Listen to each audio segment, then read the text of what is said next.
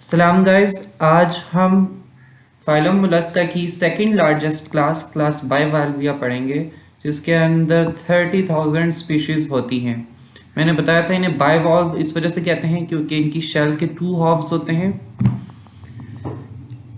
इन 2 halves या valves की वजह से इनका नाम बाइवॉल्व है। बाइवॉल्व्स एडिबल यानी खाने काबिल भी होते हैं। सम फॉर्म पर्ल्स यानी ये मोती भी बना सकते हैं। और मोस्ट आर फिल्टर फीडर्स, अक्सर इनमें फिल्टर फीडर्स हैं। ये पानी को फिल्टर कर देते हैं, उसमें से तमाम बैक्टीरिया ये अब्जॉर्ब कर लेते हैं अपने फीड के तौर पे। अब हम शेल के बारे में पढ़ेंगे। शेल का जो सबसे ओल्डेस्ट स्ट्रक्चर है उसे हम अम्बो कहते हैं। अम्बो के गिर्द बाकी शेल आहिस्ता आहिस्ता गोल दायरों में या कंसेंट्रिक सर्कल्स में बनना शुरू हो जाती है। शेल के जो 2 हिस्से होते हैं उन्हें हम वॉल्व्स कहते हैं। शेल जो है वो कैल्शियम कार्बोनेट और प्रोटीन से बनती है। और इसका ये जो डोर्सल रीजन है जहाँ पे 2 हिस्से आपस में जुड़े हुए हैं, क्योंकि यहाँ पे एक हिंज बनना है, जिस तरह दरवाजे का एक हिंज होता है जिससे वो खुलता बंद होता है, तो इस हिंज में उसे इलास्टिसिटी चाहिए। तो यहाँ पे वो कैल्शियम कार्बोनेट को कम डिपॉजिट करता है और प्रोटीन्स को ज़्यादा डिपॉजिट करता है। प्रोटीन्स यहाँ पे ज़्यादा डिपॉजिट होंगे तो एक इलास्टिक हिंज लिगामेंट बन जाएगा। यहाँ पे उसने उस इलास्टिक हिंज लिगामेंट को मेंशन किया है। दूसरी चीज़ जो उसने मेंशन की है वो है एडेक्टर मसल्स। एडेक्टर मसल्स आपको यहाँ पे नजर आएंगी और ये बाइवॉल्व को क्लोज करने में हेल्प करती हैं। जब बाइवॉल्व क्लोज हो जाता है तो इसमें इतनी फोर्स होती है कि कोई भी प्रेडेटर इसे खोल नहीं सकता। इमेंस फोर्स लगाते हैं ये। लास्ट पैराग्राफ में उसने पर्ल फॉर्मेशन की बात की है, मोती कैसे बनते हैं। तो ये बेसिकली एक डिफेंस मैकेनिज्म है। जब कोई पैरासाइट या कोई रेत वगैरह सैंड पार्टिकल्स बाइवॉल्व की मेंटल और शेल के दरमियान आके लॉज हो जाते हैं, तो वो उनके गिर्द एक मोती पैदा कर देता है, उन्हें एक मोती के अंदर कैद कर देता है। वो जो मोती है वो उसकी इनर मोस्ट लेयर से बनता है, जिसे हमने नेक्रस लेयर कहा था। गैस्ट्रोपोड में आपको याद होगा पेरियोस्ट्रेकम लेयर थी, प्रिस्मैटिक लेयर थी और इनर मोस्ट नेक्रस लेयर थी। तो यहाँ पे उस नेक्रस लेयर के जरिए वो एक मोती बना देता है। आप इस डायग्राम में बहुत अच्छे से आप देख सकते हैं कि ये एक बाइवॉल्व की ऊपर वाली शेल उन्होंने उतार दी है, तो दरमियान में उसकी मेंटल और शेल के दरमियान एक मोती पैदा होता है कुदरती तौर पे, और इसका बहुत बड़ा कारोबार होता है। अब आ जाते हैं इसकी स्ट्रक्चरल और फंक्शनल एडेप्टेशंस। ये सेडेंट्री फिल्टर फीडिंग इसका लाइफ साइकिल है। सेडेंट्री का मतलब है ये एक ही जगह रहता है। फिल्टर फीडिंग का मतलब है ये पानी में से चीज़ों को फिल्टर करता है। इस वजह से इसका हेड और रेड्यूला लॉस हो गए। अब चूंकि ये मूव नहीं करता तो इसे हेड की ज़रूरत ही नहीं रही। रेड्यूला जो होता है वो शिकार करने के लिए इस्तेमाल होता है, ये तो शिकार भी नहीं करता, तो इसका रेड्यूला भी लॉस हो गया है। इसकी जो गिल्स हैं उनको समझने के लिए हम डायग्राम देखते हैं। वो कहता है gills form folded sheets lamellae with one end attached to the foot and other end attached to the mantle. तो यहाँ पे देखिए उसकी गिल्स शीट की सूरत में, शीट्स की सूरत में, इनका एक एंड पीछे जो है वो फुट के साथ है और एक एंड इनका ऊपर की तरफ हेड के साथ अटैच है। The mental cavity ventral to the gills is the inhalent region and the cavity dorsal to the gills is exhalent region. Ventral जो होता है वो साइड पे होता है। Inhalent region वो है जहां से पानी अंदर जा रहा है। यहां से आप देखें तो पानी साइड से अंदर आ रहा है, यानी जो उसका वेंट्रल रीजन है वहां से इन करंट अपर्चर के जरिए पानी अंदर आता है।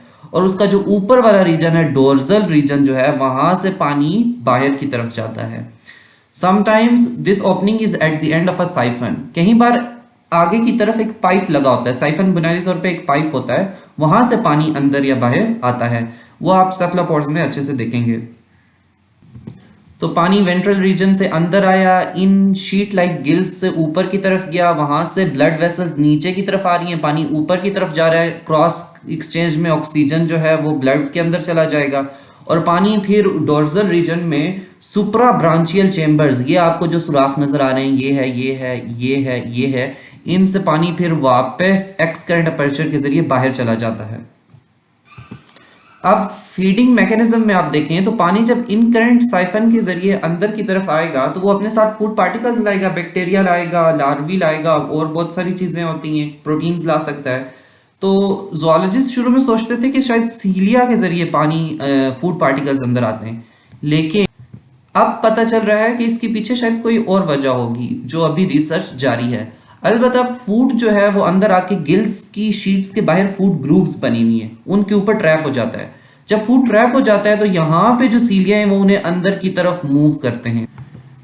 फूड ग्रुप से फूड पार्टिकल्स होते हुए उसके माउथ की तरफ जाएंगे। आपको पता है कि उसके साइफन जो है या पानी के इनकरेंट एक्सकरेंट फ्लो जो है वो उसके फुट रीजन से हो रहा है और माउथ दूसरी साइड है, तो वो सीलिया इन ग्रूव्स के जरिए फूड को लेबियल पाल्प्स की तरफ ले जाएंगे। पाल्प्स आप कह सकते हैं उसके दो हॉर्न हैं जिनसे वो सेंस करता है, जो चीज़ें वो डाइजेस्ट कर सकता है छोटी होती हैं वो माउथ से वो अपने स्टमक में ले जाता है, और जो इनडाइजेस्टेबल मटेरियल है उसे वो रिजेक्ट कर देता है मेंटल के ऊपर। और फिर जब पानी की कोई लहर आती है पीछे से तो वो उस इनडाइजेस्टेबल मटेरियल को, जिसे हम स्यूडोफीसिस कहते हैं, यहाँ पे आपकी बुक में उसने स्यूडोफीसिस का जिक्र किया है कि जब पानी आता है तो वो उन स्यूडोफीसिस को अपने साथ बहा ले जाता है। आपकी बुक में ये डायग्राम उसने दी है और फीडिंग की, लेकिन वहाँ पे ज़्यादा आसानी से समझ आ जाए। अब फूड लेबियल पाल्प्स के जरिए उसकी एसोफेगस और फिर स्टमक के अंदर चला गया तो आगे क्या होता है उसको समझने के लिए आप देखें। Food entering the oesophagus entangles in a mucoid food string. ये आपको फूड स्ट्रिंग एक धागे की सूरत में नजर आ रही है, फूड इसमें फंस जाता है। फूड स्ट्रिंग एसोफेगस से स्टमक के अंदर एक्सटेंड होती है और स्टमक के अंदर एक दूसरी चीज आ रही होती है जिसे हम कहते हैं क्रिस्टलिन स्टाइल। आपने गैस्ट्रोपोड में प्रोटो स्टाइल पढ़ा था, यहाँ पे क्रिस्टलिन स्टाइल है। क्रिस्टलिन स्टाइल बुनियादी तौर पर एक क्रिस्टल टाइप चीज है जो क्रिस्टलिन सैक के जरिए उसके स्टमक के अंदर लटकी हुई है और इसके अंदर तमाम इंजाइम्स जो हैं जो फूड को डाइजेस्ट कर सकते हैं वो मौजूद हैं। अब सीलिया जो है वो इस स्टाइल को रोटेट करते हैं, घुमाते हैं। वो जब घूमता है, ये एरो आपको नजर आ रहा है, तो वो स्ट्रिंग भी साथ घूमती है और फूड पार्टिकल स्टमक के अंदर गिरते चले जाते हैं।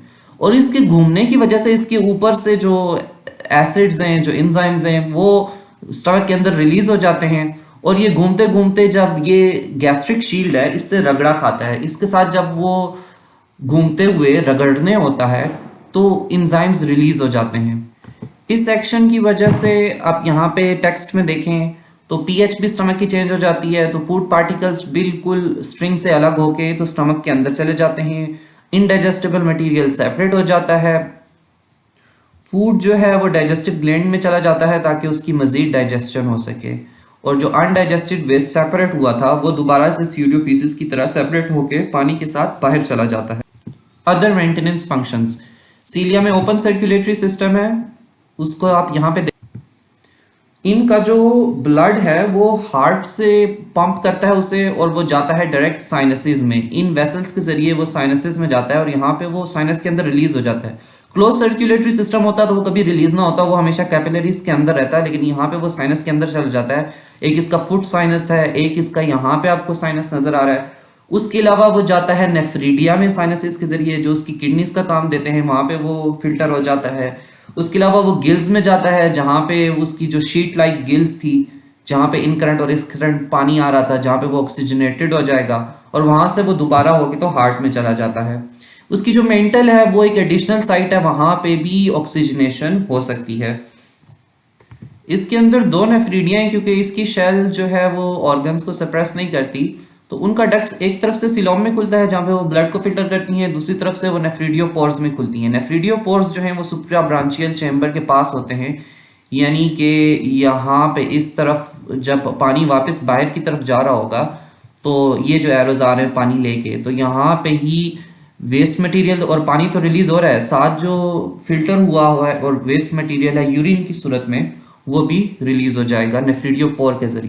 फिर वो कहता है उनका सर्कुलेटरी सिस्टम लोकोमोशन में भी इस्तेमाल होता है। यही बात हमने गैस्ट्रोपोड्स में की थी कि ब्लड जो है वो किसी ऑर्गन में या किसी तरफ फिल हो जाएगा तो वो उसी तरफ मुड़ जाएगा, यानी वो ब्लड को एज अ हाइड्रोलिक स्केलेटन इस्तेमाल करता है। नर्वस सिस्टम में 3 पेयर्स ऑफ इंटरकनेक्टेड गैंग्लिया हैं, यानी कि इसके जिस तरह गैस्ट्रोपोड्स में 6 गैंग्लिया थे, इसमें भी 3 पेयर्स हैं तो कुल 6 हुए, यानी इसके 6 छोटे छोटे दिमाग हैं, एक सेंट्रल ब्रेन नहीं है हेड में। अच्छा, the margin of the mental is the principal sensory organ, के जो इसकी मेंटल के कोने हैं उनमें इसके सेंसरी ऑर्गन्स होते हैं, ये केमिकल्स लाइट वगैरह को वहां से डिटेक्ट कर सकता है। केमिकल्स डिटेक्ट करने के लिए ऑस्फेरेडियम इस्तेमाल होता है। इसके फोटोरिसेप्टर्स जो हैं उनमें लेंस और कॉर्निया भी हो सकता है और इसके अंदर स्टेटोसिस्ट भी होता है। Reproduction and development. Most bivalves are dioecious, अक्सर में मेल एंड फीमेल सेपरेट हैं, कुछ मोनोइशियस हैं, यानी कुछ में एक ही ऑर्गेनिज्म में दोनों होते हैं। मोस्ट के अंदर एक्सटर्नल फर्टिलाइजेशन है कि वो एक्सक्रेंट, मोस्ट के अंदर सुप्राब्रांचियल चैम्बर के जरिए गैमेट्स रिलीज हो जाते हैं, एक्सहेलेंट ओपनिंग में स्पर्म हो या एग हो और वो फर्टिलाइज हो जाते हैं। डेवलपमेंट प्रोसीड करती है, इनमें ट्रोकोफोर लार्वा भी है, वेलेजर लार्वा भी है। गैस्ट्रोपोड्स के अंदर कुछ स्पीशीज में ट्रोकोफोर सप्रेस हो गया था। जब वेलेजर लार्वा सेटल हो जाता है किसी सबस्ट्रेट में तो वो अपनी एडल्ट फॉर्म बना लेता है। आगे इसने एक बात की है कि कुछ स्पीशीज के अंदर वो अपने यंग को ब्रूड करते हैं। ब्रूड करने का मतलब है कि उनका ख्याल रखते हैं। अक्सर अपने यंग से कोई कनेक्शन नहीं होता, लेकिन कुछ अपने यंग का ख्याल करते हैं इन मैटरनल गिल्स, वो गिल्स के अंदर। फिर जब वो मैच्योर हो जाते हैं तो उन्हें क्लेम्स की सूरत में वो रिलीज कर देते हैं।